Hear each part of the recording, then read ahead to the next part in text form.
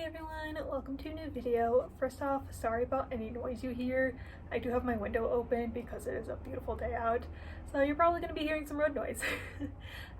Second off, welcome to a new video, and I am so excited for this video. It has been a very long time coming.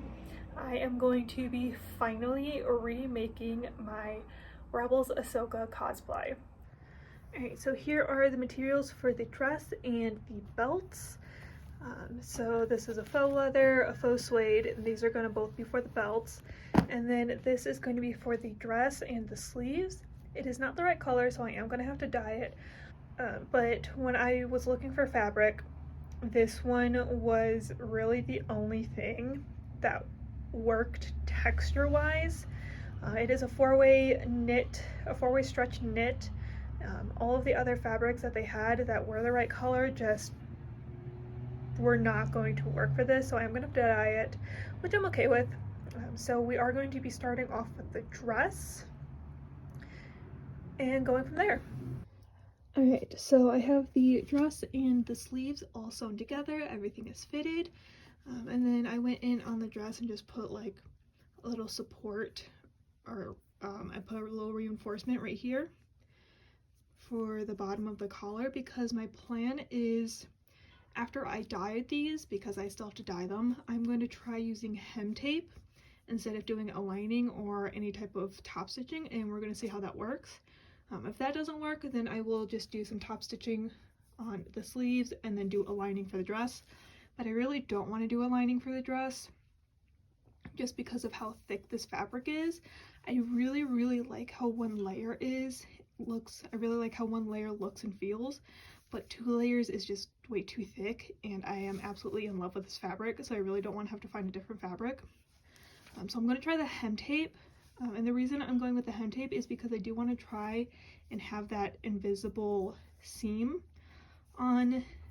I do want to have that invisible finished edge, so it'll look nice and neat. So we'll see how that looks after it's all dyed and figure that out. So here is my dress and the arm sleeves, and as you can see, I've got a couple of issues going on. So it's hard to see, but I do actually have 3 different shades of gray going on. And so let me explain the 2 sleeves. So they are actually 2 different shades of gray, but the reason they're 2 different shades of gray is because of the way I cut them out on the fabric. So one is cut on the bias of the fabric and one is cut on the selvage of the fabric.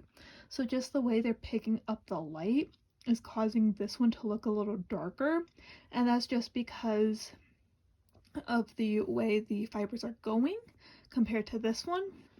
So if I put the fibers the right way, they are actually the same color.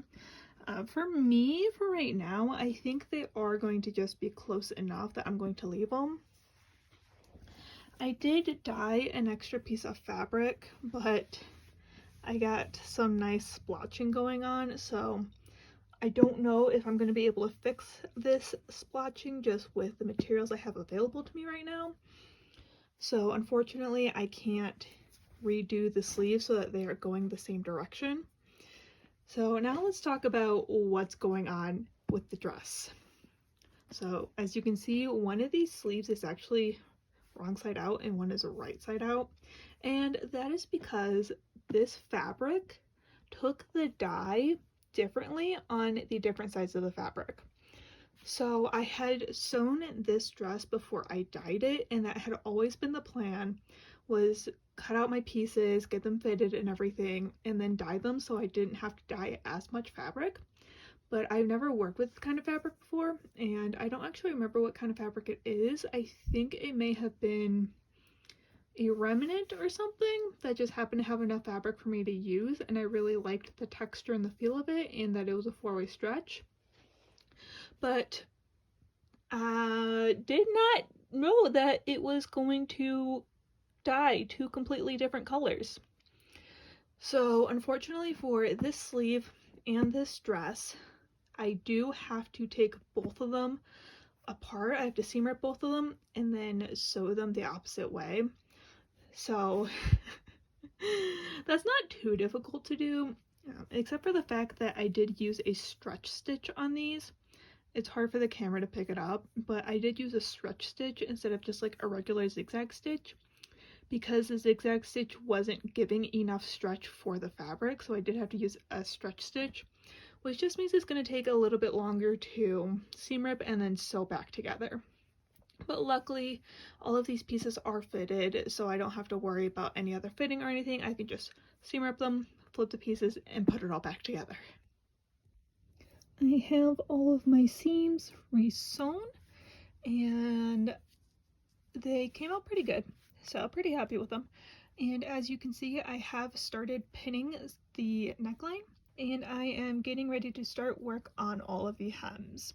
So I did start just roughly marking out the cutouts and the top of the arm sleeve.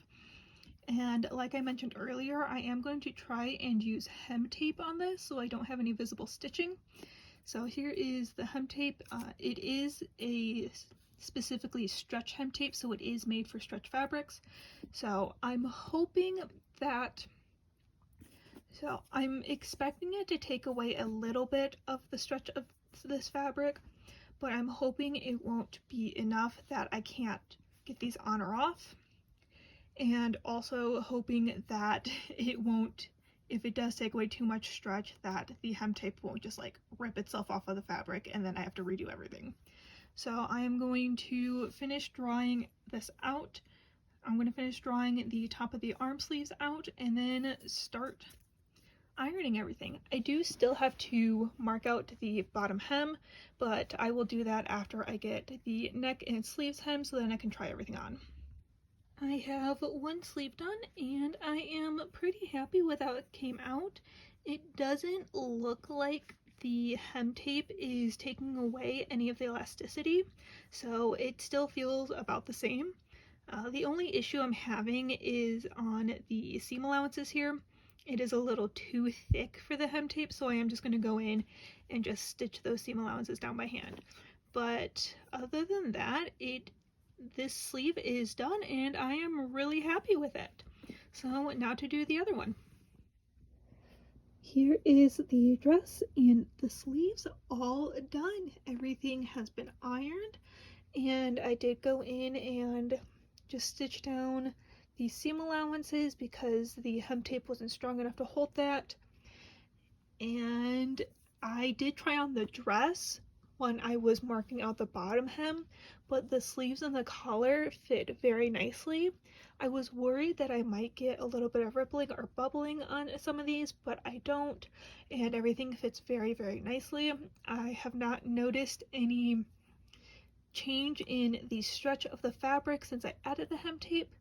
I think really my only complaint right now is there are a couple of places, because I was ironing it, that you can kind of see that there is a little bit of difference right there, and I did get a couple of places where I got some iron shine just from having the iron on there a little too long.